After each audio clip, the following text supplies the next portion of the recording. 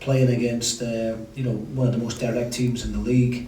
We just we got outran, and ultimately find ourselves out of the competition. Do you think this fortnight, in terms of bringing a bit of energy into the group and also the time you get to work with them on the training ground, is going to make a big difference? Yeah, I mean, look, I think obviously the next couple of weeks we have to look after the players. When you think about what they've put into the last couple of weeks, I think today's our 7th game in something like 23 days, and it's not like we've had the opportunity or the options available to us to freshen things up and rotate the squad. The amount of injuries, I know I keep talking about it, but it's the reality of the situation. Likes of Ross Graham, strain, Trapanovsky, Papo, Sapsford goes off with an ankle injury the other night, Max Waters today limps off with what looks like a hamstring injury.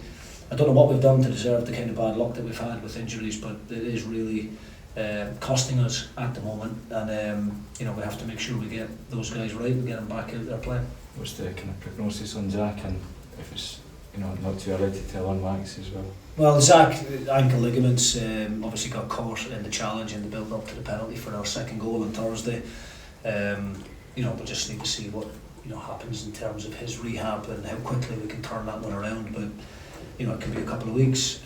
Max Waters is far too early to call, but that type of injury is common in a player that's put so much in over the last couple of weeks. It's a fatigue injury. He went to stretch for the ball and felt something in his hamstring. So we'll get that scanned tomorrow and hopefully get the results back of that later on tomorrow evening. The positives, obviously, the way you responded to that early goal, and then Owen starting as well, took his goal really well. Yeah, I mean, it's always hard to talk about positives after such a poor performance and such a cheap goals that we've given away. I mean, I actually thought the game in general was pretty poor. I thought it was a really poor standard. Neither team playing particularly well. Kilmarnock are good at what they do.